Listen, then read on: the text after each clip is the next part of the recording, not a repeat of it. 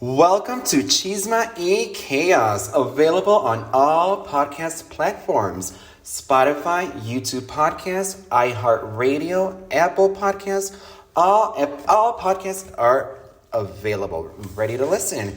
Today we have a wonderful guest, a guest that I haven't seen in years, a guest that I worked with at Zara.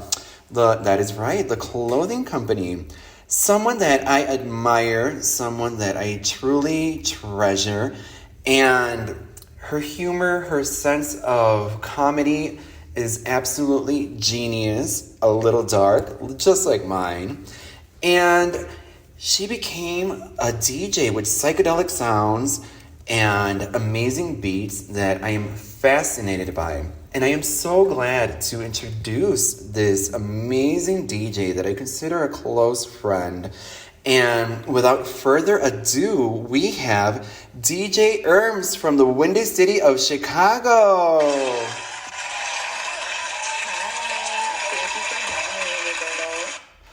Ermmz, I know. Welcome to Chisma and Chaos, finally. I know, right? I'm so glad to be on here just because I haven't seen you in so long, as you said. Yes. But the friendship and the vibe has always been there, you know. We always checked up on each other throughout the years. Even after Zara, we ended up at Beatniks in Boys Town. Yes, correct. At the drag shop that I used to work at. That is correct. Oh my goodness. And like you said, we have always kept in touch. We've always checked up on one another. And you are actually the only person that I have a full communication or checkup on, or somebody that I update with from our original job that was at Zara.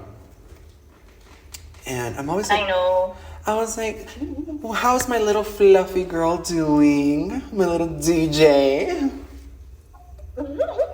You know, living it up as always, but we can never stop working hard on our dreams and goals. Exactly.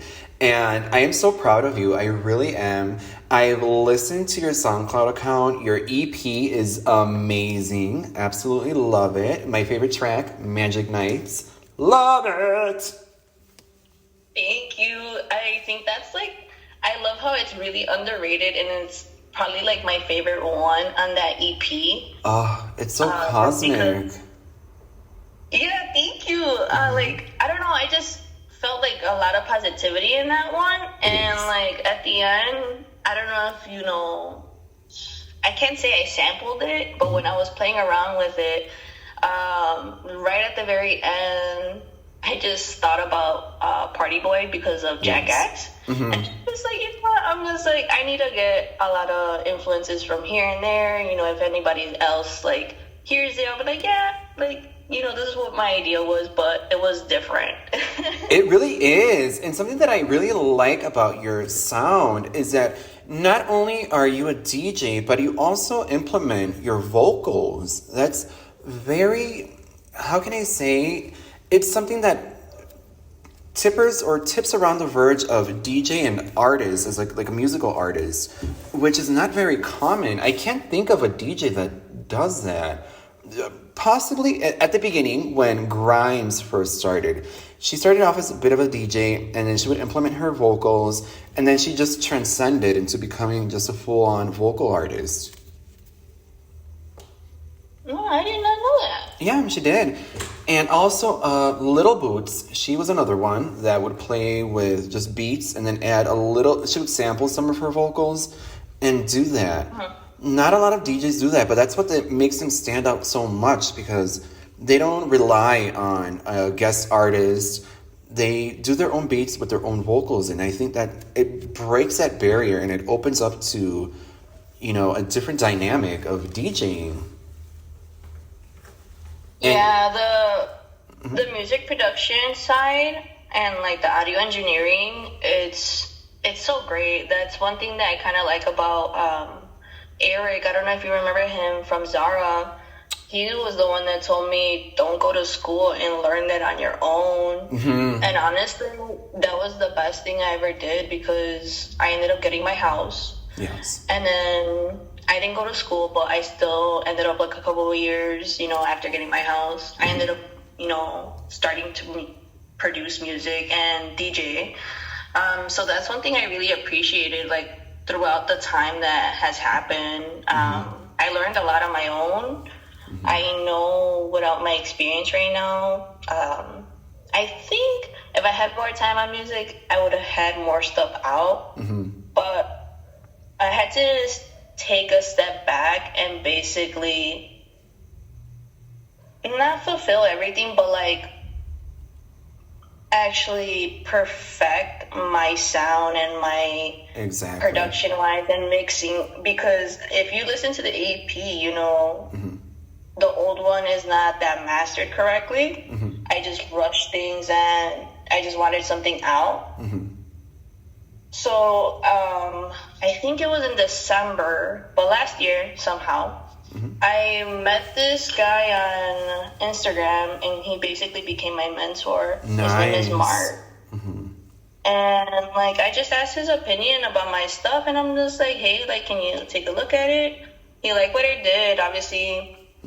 Production wise, but mixing wise, I needed work. So that's when I started working with him, and I'm actually excited to work on my new EP. Wow, I'm excited to hear that because your first EP is really solid. I mean, the beats, it's so transcendent. It's so just euphoric. I was like, oh my God, this is candy to my ears. It really is. Yes.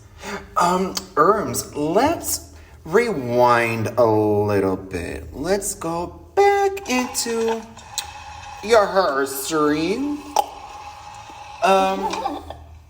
Tell us a little bit about yourself. Well, I was born and raised in Chicago. My hometown. I had the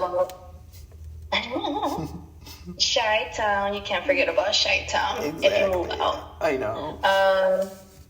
Basically, I grew up with a dynamic of sports and music. With my childhood-wise, I preferred sports because I thought I was going to make more money with sports. But, Irma always rebellious in school and not caring sometimes. Yes. Likewise. Oh yeah, exactly. High school was crazy. That's when I think my love for music grew more because I started going to festivals and other shows. Like I started going to like Big House. I started seeing bingo players, Afrojack. Who else did I see? Porn and Chicken from the City. Oh my goodness. It was so great. Titans, Porn and Chicken. My goodness, one of my friends in Chicago, Steve Gerard, was really into Porn and Chicken, which is not a music venue, but it was like a musical event of DJs. Amazing, absolutely amazing. And I never really got to go to one of their events because I was more focused on the whole Boys Town scene. I was more about Berlin, Spin, Hydrate, all that Boys Town scenery, or Spy Bar as well, and downtown. But Porn and Chicken, oh my God, every time that I would watch the videos that they would upload on Facebook, I would be like, whoa, the music was just amazing. I know. I remember seeing them a bunch of times because they were openers, and I'm just like, oh, like, I didn't know they were from the city until like I think 2016. Just because I kept on going on North Coast, and what other one was a great one? Spring Awakening was great in the city until they took it off. Yes, they did, because they got really messy by the beach. Yes. Chicago people don't know how to act. They get cray. Yes, there's a lot of pollution going on, a lot of mess. It was quite messy. But I remember you posted a video of your experience with Spring Awakening, and it just looked so... It was like a modern uptake on a rave, but in the city, not in a barn or in the middle of the woods. It was awesome. I was like, why did I not go to Spring Awakening? I know. I had the best fun there. I got lost in the sauce for sure that weekend. Oh. Yeah. But other than that, I think I saw a lot of my favorite artists that year, and it was the best because, like, you know, growing up as a teenager, you know, listening to Martin Garrix, Stevie Aoki, Hardwell, Deadmau5, Titans. Who else? Who else was there? I think Dimitri Vegas and like Mike were there too. Oh, awesome. And it was just like nostalgia for me because I seen these DJs play their sets on YouTube for like I don't know how long. But obviously I was a big fan of them, so I was just like, no, I have to go see them. And you did. You accomplished that. Oh yeah. I think working with Live Nation also as a teenager helped me get in more into the scene because at the end of the day, well, not even at the end of the day, one of my goals is to get a venue and obviously help local artists in the city as well. Exactly. And that's something that I love that you said, to help local artists. I think there's a lack of that with certain DJs, that they don't really help out other DJs. They don't really take them under their wing because they just want to break through the ice on their own. They don't want to carry another DJ along, which some DJs do that. Not all of them will be, they're like, oh, I'm going to go solo and not help somebody else out.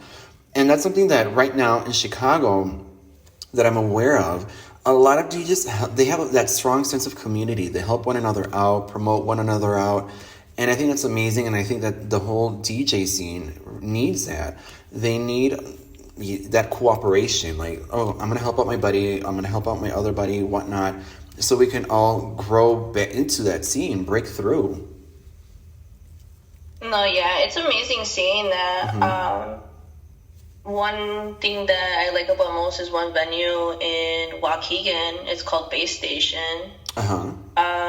They also help out local artists. They also have, like, you know, headliners come and do shows, but they have openers as local artists. That's awesome. That's one thing that I liked about my last show. It was a good little promo show. They had a baseline bingo.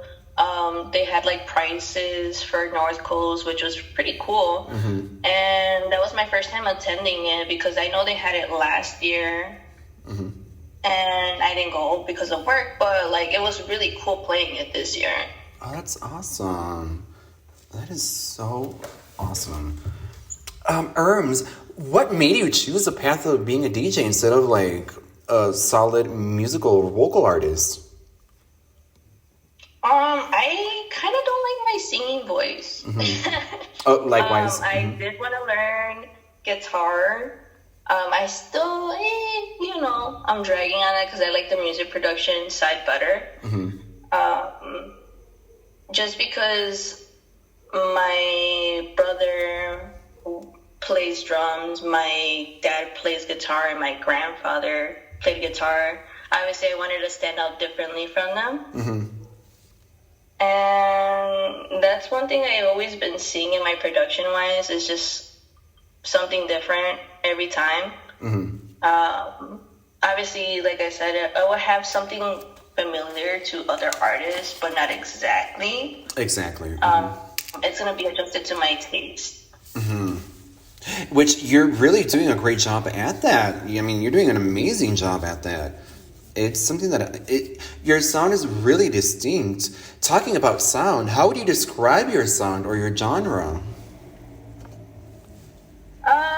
At the moment, I am trying to focus on hypnotic techno. But I also want to touch base on, obviously, my house roots from Chicago. Exactly. Another genre that I would love to do is record bands, mostly rock, because I always grew up with rock and roll. Love it. Yeah, I have my one friend that's in a band, actually. It's called Imperfections. And I love how they like kind of trust me into recording their music. So I really can't wait to build my studio. Shout out to Imperfections if they're listening. Yes, definitely. Building up your own studio, that's going to help out a lot. Oh yeah, definitely. That was the goal. I even told my mom and my brother, I was like, yo, that was the goal. Getting the house, getting my studio here, and then going to school after. Awesome. And that's it. That's great. Do you have any rituals before you do a set? Like, do you just have a mental, like, I don't want to be left alone?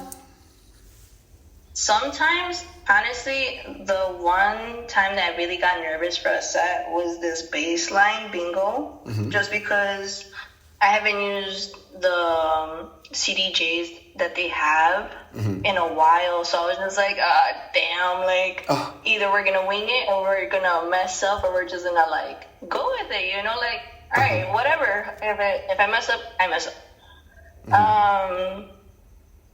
It was great though. Like at the end of the day, like I feel like nobody kind of noticed it because it was the end of the night and the venue. They don't. Well, I can't even say they don't like. Some people always go for dubstep. They don't go for techno. So that's one thing that like I liked about it. I'm just like, no, I'm like we're gonna have this space to ourselves and we're gonna have fun. Exactly. Yeah. At the end of the night, that's all that matters. Having fun. And yeah, would you say that's your most unforgettable set that you've ever played? Yeah, just because I worked really hard on the set for 2 days, and I think I spent like a good 4 hours, or probably played my set like 30 times. I'm not sure or more, just to rehearse it. But the rituals that I really do before my set, and honestly, I just smoke or take a shot with my boys. Ooh, nothing wrong with that.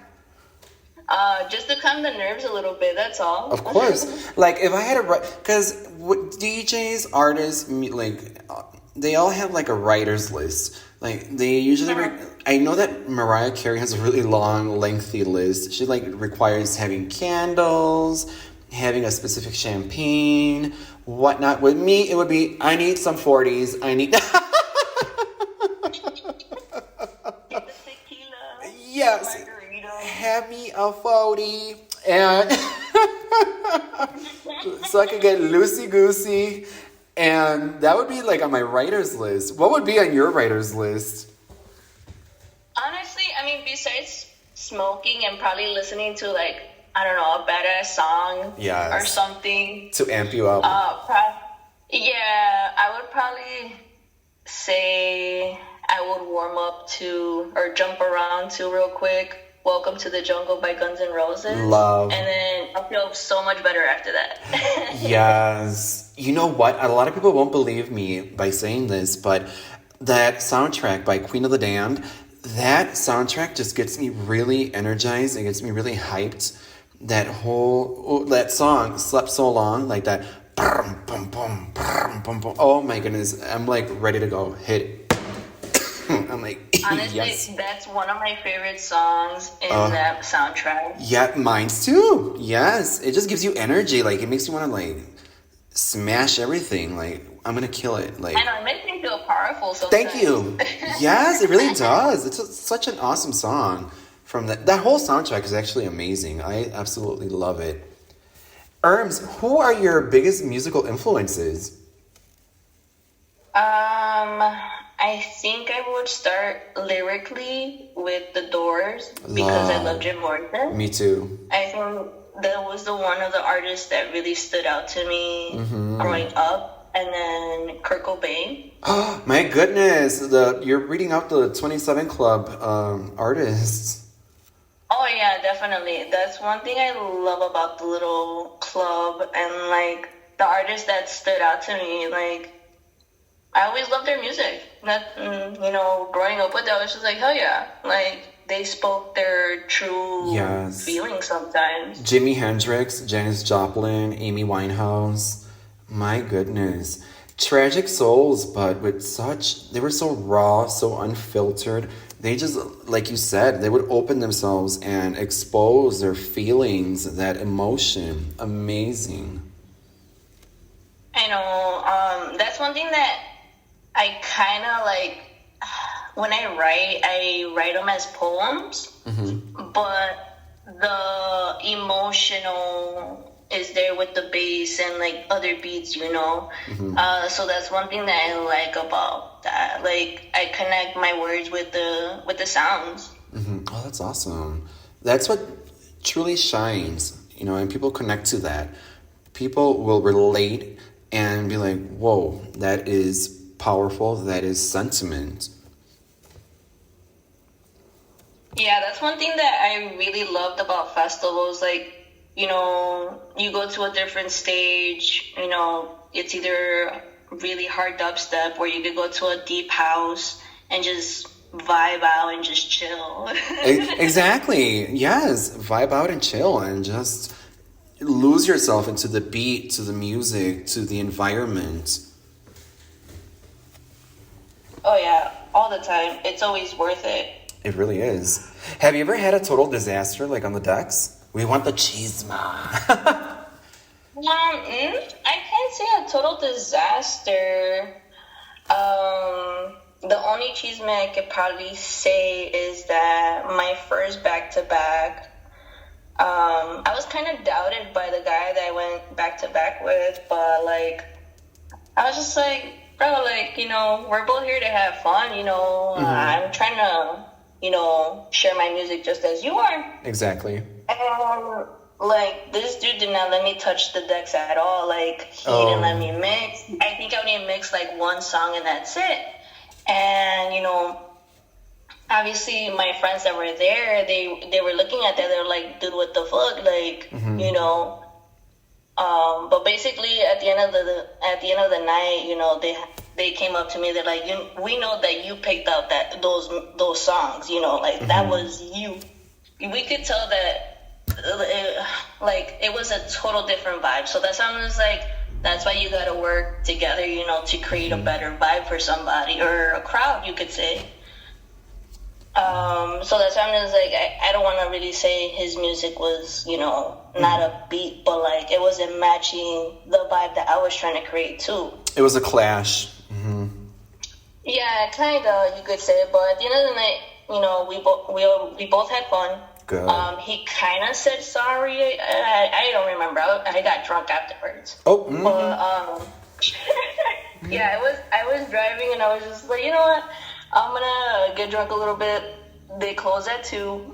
It's like 11. I took a couple shots and I got buzzed. And my cousin was just like, all right, let's go home.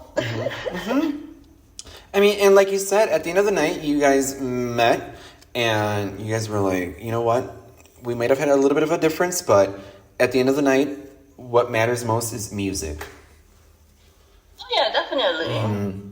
Exactly. How do you read the crowd's energy? Like, do you go with the plan or do you improvise on the spot? Are you like, okay, this is what I'm going to play, this is what I'm not going to play?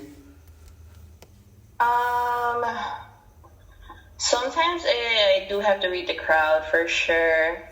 I put on like 2 dubstep songs during my set, and once I switched it out to house, everybody disappeared, and I'm just like, that's so hilarious. I'm just like, I knew that was gonna happen. Yes. And like I said, like, you know, not everybody is gonna go and expect that type of music. I don't know if you just heard the cats hiss. Yeah. Yes. I'm good. But yeah, always gotta read the crowd. I feel like just having enough music just to change up the vibe a bit, just to see, you know, they're like this. If not, just keep on playing whatever you want. Exactly. You just go with the flow and try to convince the crowd to fall into that vibe, which eventually they always do. From my experience, they always, not that I've ever DJed, but when I see friends that are DJs, I notice that they just try to keep that energy going, being on the mic and hyping the crowd up. Yeah, I don't really get on the mic. I feel like I might have to get on the mic for this booking that I'm doing. So I don't know how I'm gonna feel about that. But hey, you're getting paid for it, so I have to do it. It's a job now. Yes. I can't be shy. No, I can't be shy no more on the mic. Nope. Nope, you cannot. Because you have to hype up the crowd, and people feel more connection with the DJ. They're like, oh, yes, we can hear the voice behind the beautiful beats. Oh, yeah, definitely. Sometimes I think, I forgot what festival it was or what show. People were complaining that DJ was on the mic too much. And I'm just like, yeah. I'm like, I know you guys are on other stuff. That's why you guys are complaining. Oh, yes. Yes. Oh my! I'm not gonna mention the name, but there was a DJ in Chicago that would not get off the mic, and I was like, "Are you gonna talk? What is this? A stand-up comedy show, or is this a set?" And just talk. And I know you know this person. Again, it's everything anonymous. We don't mention names. But I was like, okay, come on. When you get on the mic, you have to keep a limit. It's just like, oh, come on, people, let's hype it up, and boom, and then. But this one just kept ranting and yapping away. I was like, okay, no. You have to keep a balance. No, yeah, that's why I'm just like, yeah, like, I wouldn't be on it 24/7, but yeah, we'll touch it here and there. Yes, exactly. What does music represent for you, like emotionally or spiritually? I know you're very in tune with music. I feel like it's just a gathering of bringing people together. Love it. Just for one night or just for 1 hour, it could be either or, especially if you like a certain artist. Like, some people prefer to see full concerts of their artists instead of seeing like a 45-minute set at a festival. Exactly. Have you ever felt emotionally exposed while performing? I think my last set, just because like the transitions that I was doing, they were so clean, and I'm just like, oh my god, I'm doing it. I'm actually doing it. Yes. Yes. But at the same time, during my last set, somebody, I forgot who it was, but they came up to me with their phone. I kid you not. I looked so stoned in that video. My eyes were so low. I was just like, huh? Yes, it happens. Plus, all that smoke and fog, it affects your eyesight. The Chicago rapper. I was just like, yeah, I'll check him out. And obviously, my friends listen to them too. So I was just like, okay. And then, who else was pretty cool back then? Waka Flocka Flame. Loved him. I remember seeing him at Paint Wars with DJ Blend, and that was crazy because obviously I took some magical stamps. And it was just the funniest yet so fun experience because I never expected to see a rapper on acid. And I was just like, it was just like, oh my god, like I'm seeing the visuals and I'm seeing this man rap and I like see his rainbows behind him and I'm just like, oh, that's pretty cool. Exactly. Yes. And I'm thinking in my head, I'm just like, I'm listening to this at house parties, like, so I'm just like, I'm like, let's just get the best of this night, because I'm just like, thinking, I'm like, I never thought I would see a rapper on acid. Oh my goodness, I don't think I ever have. That's a good story. Ermmz, what is your current take on the current nightlife scene?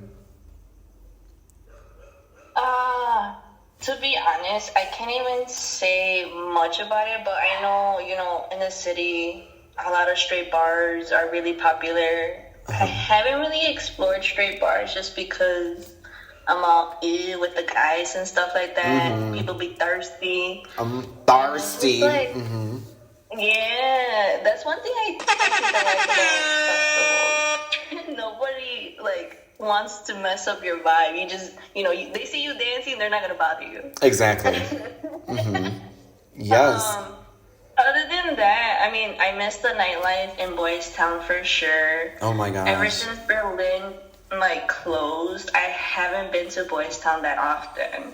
You know what? Go ahead. No, go ahead. No, yeah, go ahead. Oh. In my episode, which I did nightlife in Chicago, Berlin is my biggest shout out. Berlin just mixed all peoples of all walk of life, different type of music. It was an experience.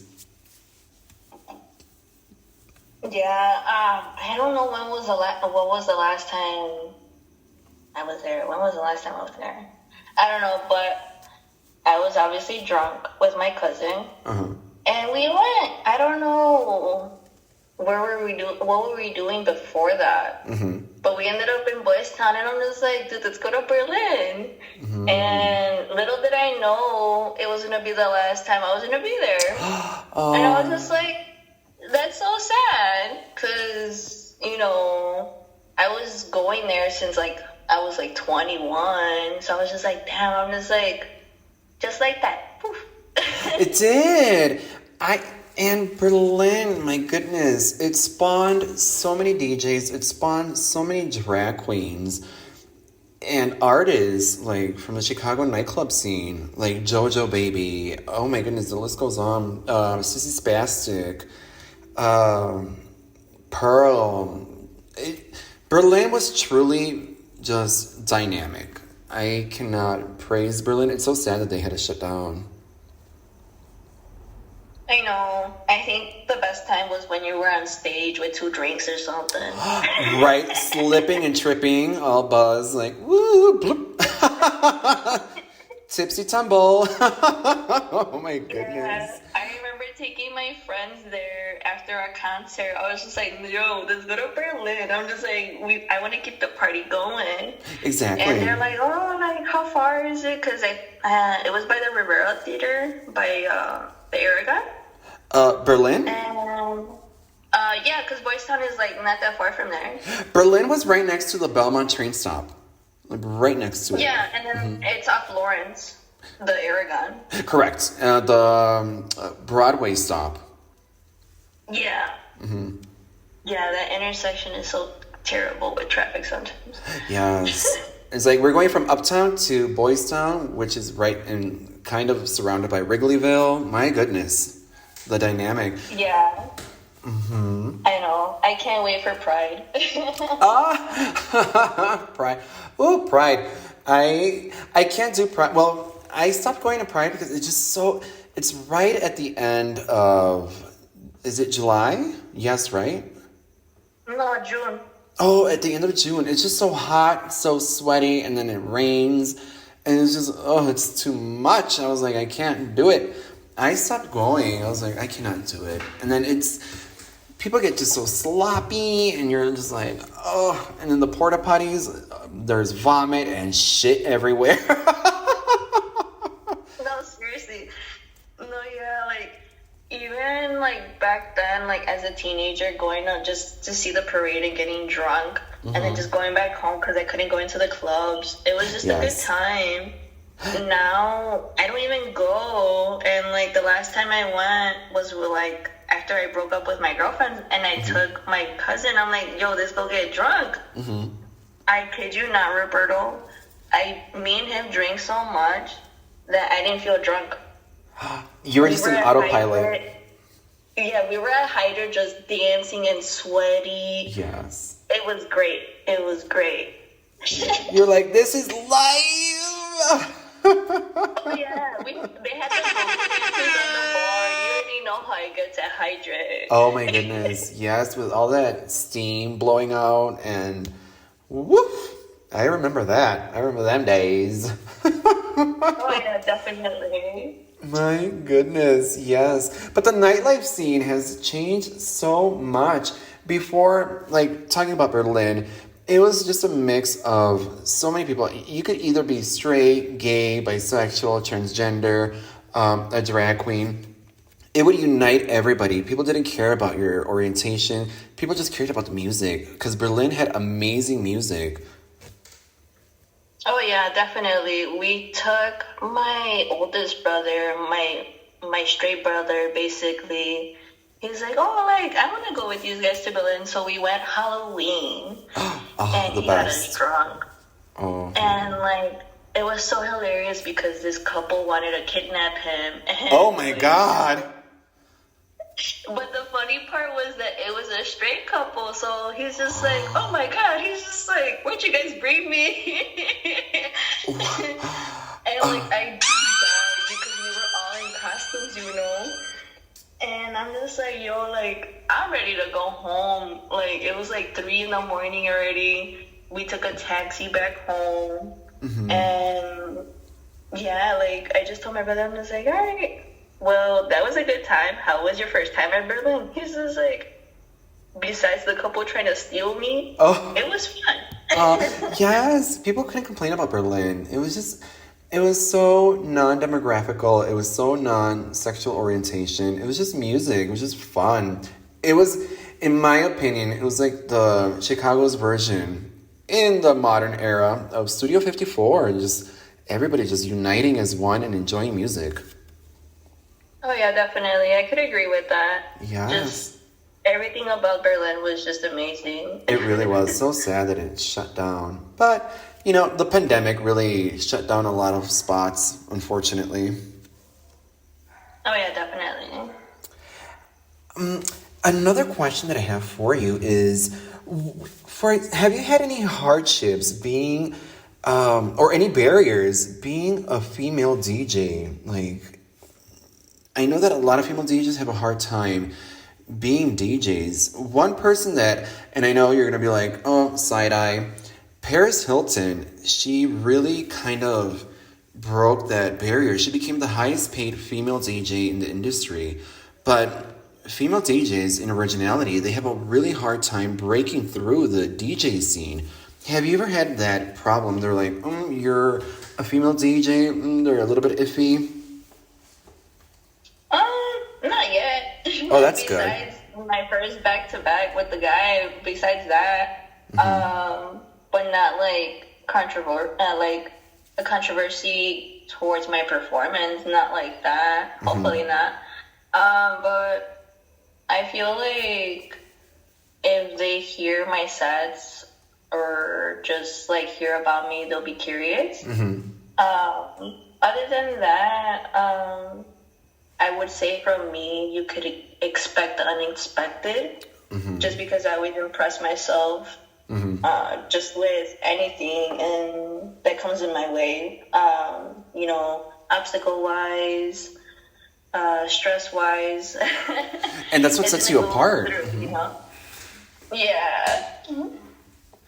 And what does it mean to you, like, to represent Chicago or the culture that you want to represent behind the decks, behind the set? I mean, if I do get the chance to represent Chicago, I mean, I would probably be really grateful for it. I don't expect to go far, just because I don't know, you know, I don't expect everybody to like my music. And if I do get the chance, I feel like I'm going to have to always give a shout out to Chicago, especially the house parties. Old Chicago house music, you know, that was the heart of everything, you know, especially here. So that's one thing that I like to do, if that happens. Other than that, even like with my sets now, I have to throw something old. Even if it has like some like sample of like some juke song or something, I will have to put it. But it would have to be working with my set at the same time type of thing. Just to connect the vibe and keep it going. Other than that, I would say just give back to the city. Exactly. Do you remember that DJ who unfortunately passed away? What was his name? Was it Bobby Lights? Am I mistaken? From the city? Yeah, from Chicago. To be honest, I'm not really sure. I've been so out of the loop for I don't know how long. I believe there's a street named after him. He was such a pioneer in the DJ underground music scene, and he really like represented Chicago, and he just really took over, and he took a lot of DJs under his wing. Amazing, amazing. And I feel like you, being a female DJ, you're gonna inspire so many female DJs in the Chicago music scene. I know, I really hope so.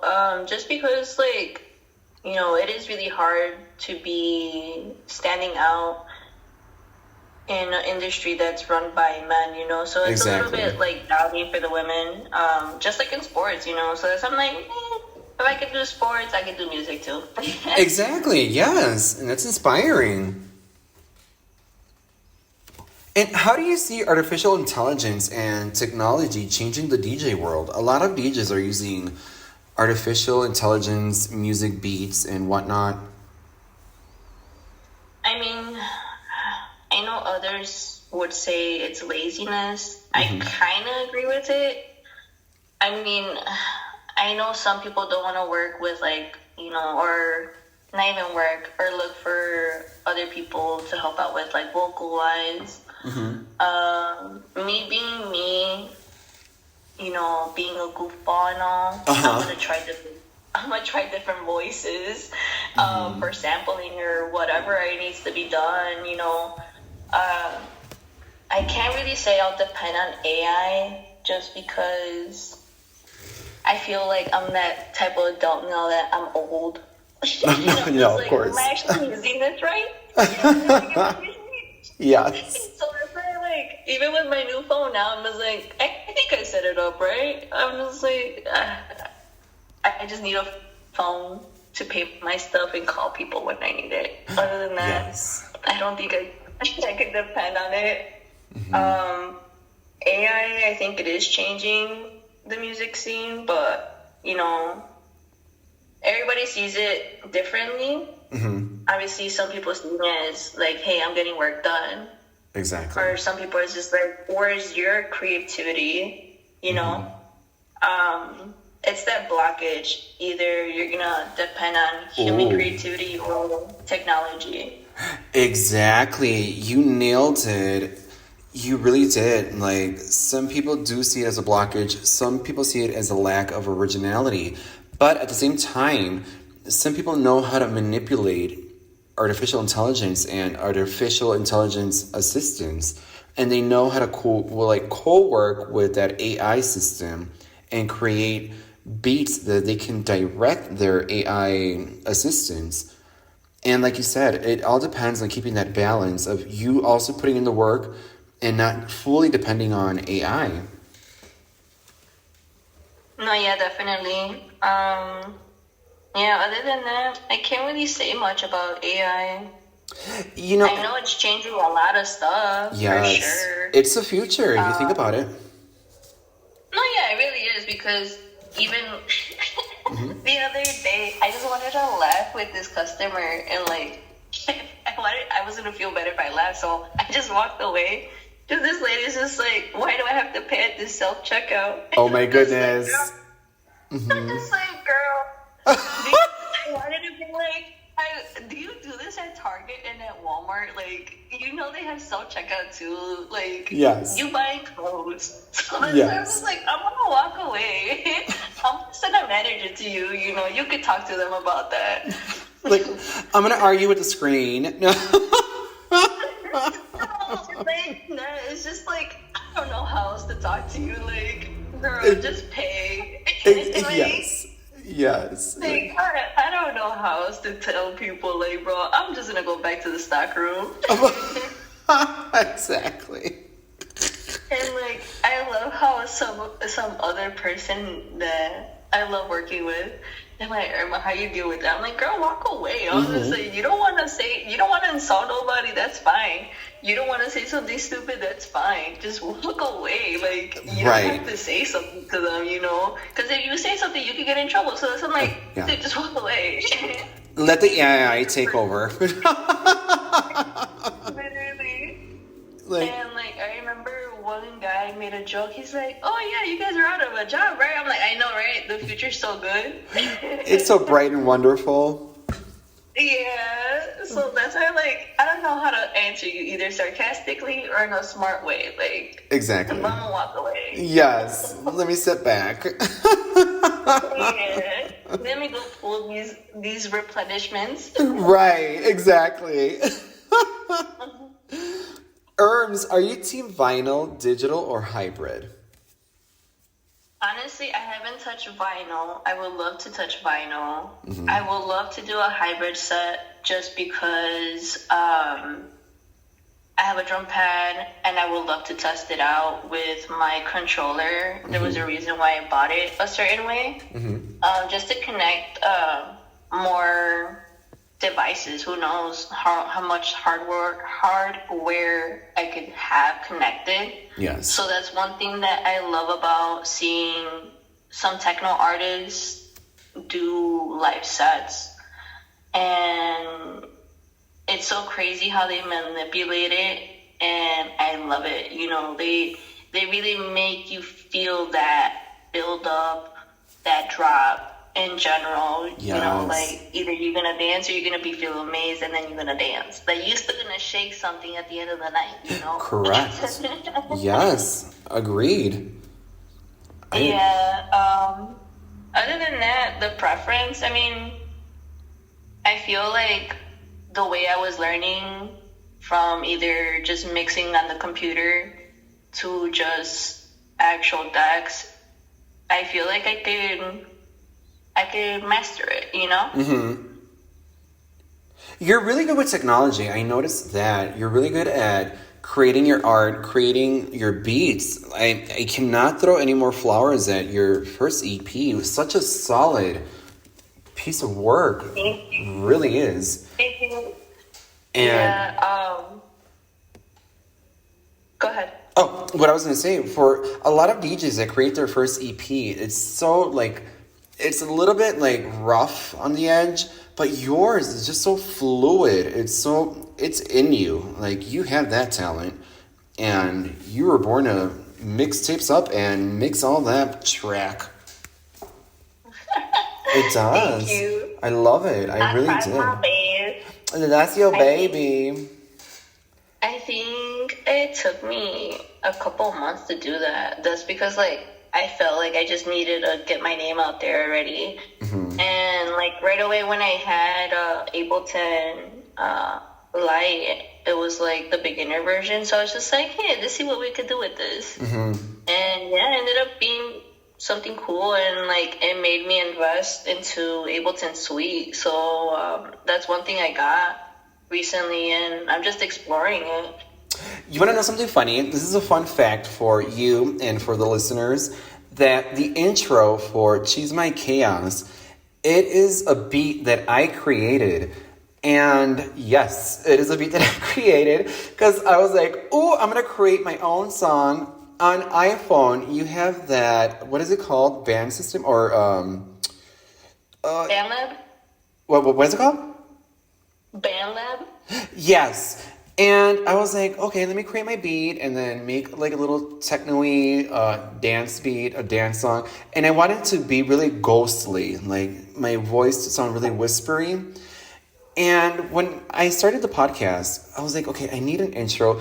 Due to copyright reasons, you can't just pick any random beat. You have to it has to be something that you own, something that is yours. And I was like, should I use the beat that I created for a song that I was trying to create? And kapoof, kaping, that was the beat that is the intro for Chisma y Chaos, is a beat that I created for a song that I thought would come to fruition that did not. So yeah, that corny little beat I created. Oh, that's so cool. I didn't know that. Yes. I was wondering too if you did that or not, because did. I don't recall asking that question before we started the podcast or not. Yeah. That's so cool. Okay, look at you. You know, you see, we all artists. We just gotta get it out of us. You know. Exactly. And I was like, okay, let me use this beat. I'm not gonna get any legal like backlash because I created it after all. And it got approved by all the podcast platforms because it's mine. And I was like, okay, I guess it's going to be the one that I'm going to be using for the entirety of the podcast. But yes, it was a song. It better. Uh-huh. I was like, okay, I got it. And who would have thought? It's crazy how the universe aligns. Because I never thought that beat, that intro would be ever used. Because I was like, oh my God, my voice, like you said, I don't really like my voice. Even though there's a saying that every person has a voice. Everybody has an audience. You just have to train your vocal cords to become a really good singer. But I was like, oh, I don't have the time or energy to do all that. I was like, no. I was like, I'll just keep that beat and not put any vocal into it. Oh my God. No, yeah. I really enjoyed it because I think I listened to 2 episodes. The first one, I still haven't listened to the Anibak one. But, yeah, I was just like, who did this for you? Because, you were telling me about your team and everything. So I'm just like... Yes, by the way, the podcast has a new team that is helping me out because a lot of people think that doing a podcast is easy. It is in a sense. I think the hardest part, and I said this again, time and again, that it is coordinating to get the guests in the same time schedule because everybody has their own life and whatnot. That is the hardest part. As soon as you break into getting everything official and getting it into the platforms, that is like the... got it in there, got it in the system, got it in the matrix. But then there's a hiccup of trying to schedule everybody to get into the mic and interview them. That is the hardest part, in my opinion. But... No, yeah, it's understandable. Yes. I mean, for me, working 7 days a week sometimes, it's just like, when am I going to work on music?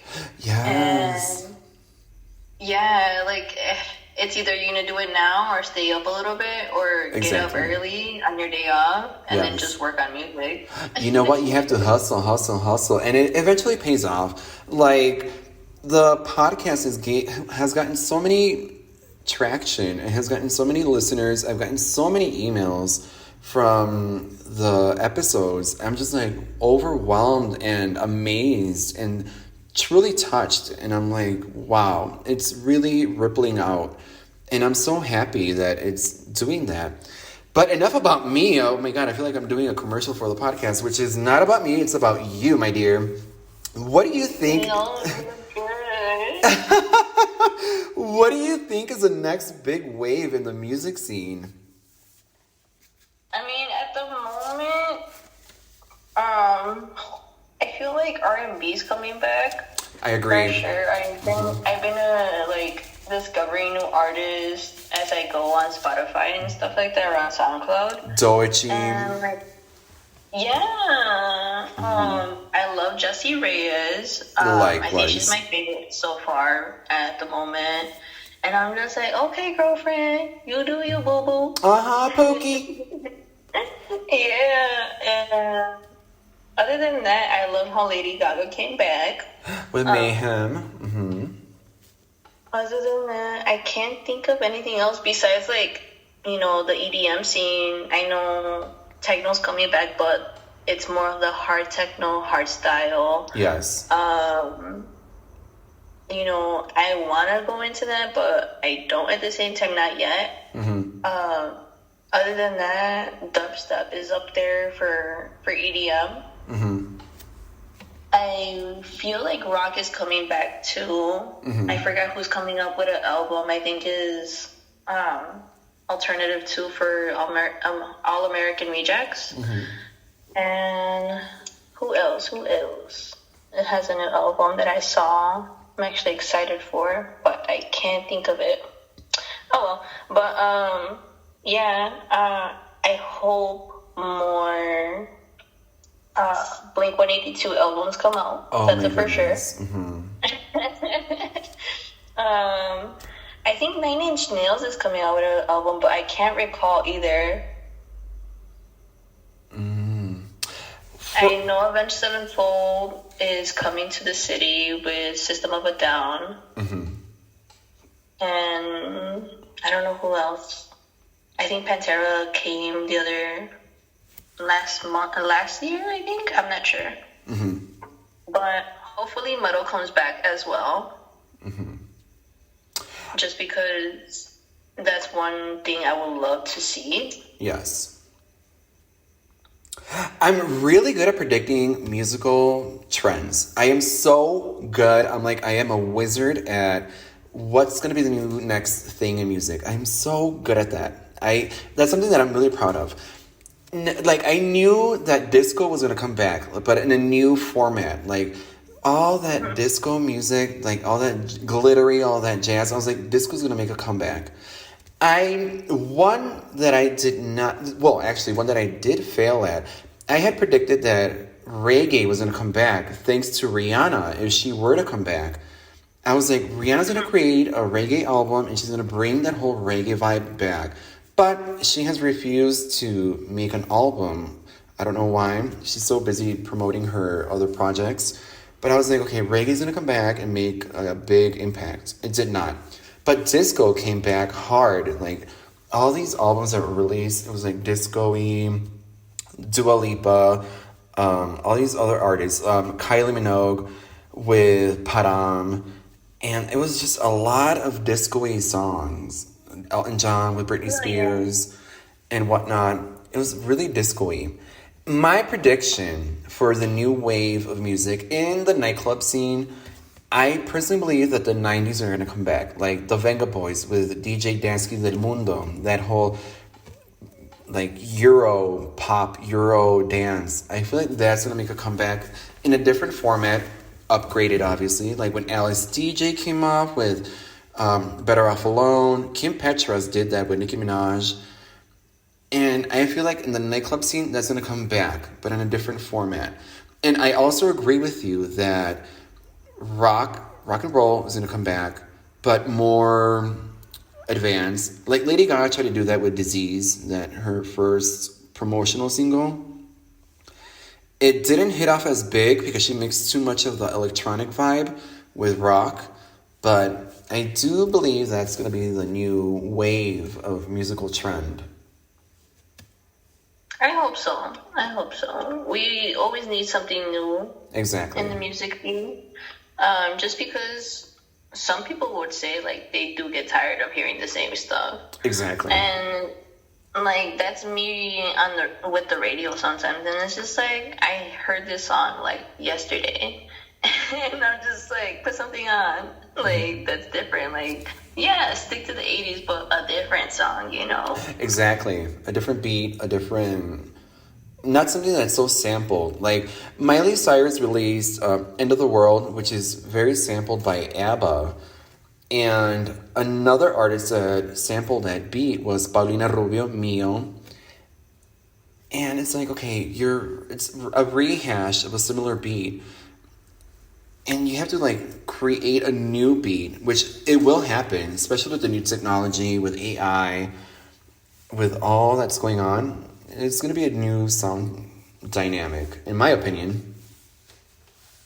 No, yeah, I remember seeing your post, and I'm just yeah, she was giving me that vibe, even though I haven't heard it completely. Mm-hmm. And, I love Paulina Rubio, so that's why I'm hey, I did too. That's great. But then again, Miley Cyrus is my girl too. So I love her. Yes. But then again, they both sampled ABBA, and I was well, that's why it sounds similar, but it's not the same song, it's not the same lyric, it's completely different, but with the similar beat, a sample. Yeah. Mm-hmm. What would you tell someone that is chasing a dream in music? What would your advice be? To not give up, and to keep on going. I think investing in yourself has been the main priority. And then if nobody supports you, trust me, there is a group of strangers that will support you. Exactly. Other than that, even if you have other dreams, just keep on working on them. Beautifully said. Agree. Ermmz, last but not least, Where can people find you on social media, gigs, etc.? When's the new EP coming out? Obviously, you can't give an official date, but how much do we have to wait for that new year, Candy? I hope to finish my EP by the summer. I was aiming for June, but at the moment I might release it July or August, just because I need to save up for mixing and mastering. And I think that's about it. Other than that, you guys can find me on SoundCloud at Ermmz, Ermmz. Everybody always misspells it, and I think that's one thing I like about my name. Regardless if it's my regular name, everybody's gonna spell it so differently, and I'm just like, yep, there's a reason why I have it like this. Exactly. You're not gonna know how to find me. And I'd rather have that little mysterious spelling in my name and like, oh, who's that? Who's that? You know what? I love it because it flows out of the tongue so easily, so fluently, like Ermmz. You know, I actually got my name from my supervisor. He wanted to come up with a nickname with me and my friend Kayla, and he's just like, I'm gonna think about it. Trust me, I'm gonna come up with something for you. And when I saw him last time, I'm just like, look, don't sue me, but I'm using this as an artist name. And he's like, holy shit, nice. I love That's so awesome. You're doing music. Yes, I absolutely love it. Love. Ever since that, it just stood by, it stuck, and I like this. So I'm just like, all right, cool. I'm just like, somebody actually took the time to come up with a nickname for me. I'm just like, all right, cool. That's what we're gonna do. Love it. It's so easy to Google. It's so easy to find. Ermmz, Ermmz. How's that for a song? For real. Create the acronym and stuff like that. E to the RMMZ. Hit it. You already know, boo. Ermmz, it's such a pleasure. You are such a breath of fresh air. You keep doing your wonderful music. I absolutely love your first EP, Magic Light. The Shadows Are My Friends, beautiful track.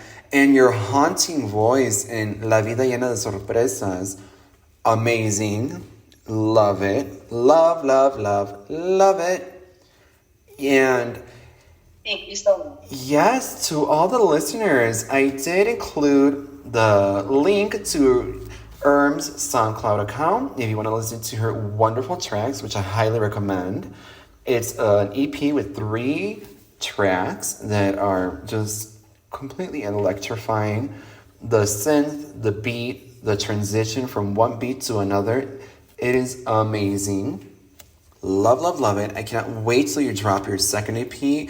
I am waiting with bated breath. I really am, Ermmz. Thank you so much, Roberto. I think it was such an honor to be on a podcast with you, especially for my first time. So I'm just like, oh my god. Oh, honeybee. You know. And I'm so... Go ahead.